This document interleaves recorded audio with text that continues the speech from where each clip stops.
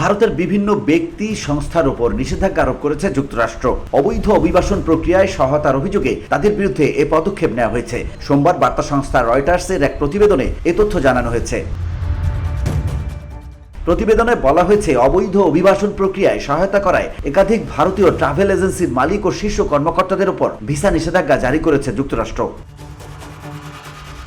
যুক্তরাষ্ট্রের পররাষ্ট্র দপ্তরের মুখপাত্র ট্যামি ব্রুস এক বিবৃতিতে জানান, অভিবাসন ও জাতীয়তা আইনের আওতায় এই নিষেধাজ্ঞা জারি করা হয়েছে। যুক্তরাষ্ট্রের ভারতে অবস্থিত মিশনের কাছ থেকে প্রাপ্ত তথ্যের ভিত্তিতে এই সিদ্ধান্ত নেওয়া হয়েছে বলে জানানো হয়। যদিও কতজনের উপর এই নিষেধাজ্ঞা জারি হয়েছে বা তাদের নাম প্রকাশ করা হয়নি।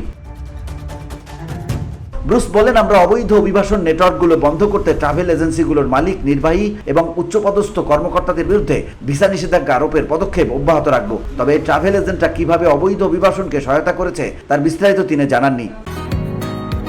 বসুন্ধরা, উত্তরা, বনশ্রী, কুড়িল ও বাড্ডা সহ রাজধানীর বিভিন্ন স্থানে অভিজাত ও অত্যাধুনিক মানের ফ্ল্যাট কেনার এক নির্ভরযোগ্য প্রতিষ্ঠান প্লেজেন্ট প্রপার্টিজ লিমিটেড। তাই আপনার স্বপ্নের আবাসনের জন্য আজই যোগাযোগ করুন। Pleasant properties limited, where destiny matches eventually. এই পদক্ষেপটি প্রেসিডেন্ট ডোনাল্ড ট্রাম্পের মার্কিন যুক্তরাষ্ট্রে অভিবাসনের উপর ব্যাপক নিষেধাজ্ঞা এবং দেশে থাকা নথিবিহীন অভিবাসীদের নির্বাসনের প্রচেষ্টার মধ্যে এসেছে। VOD Bangla news desk.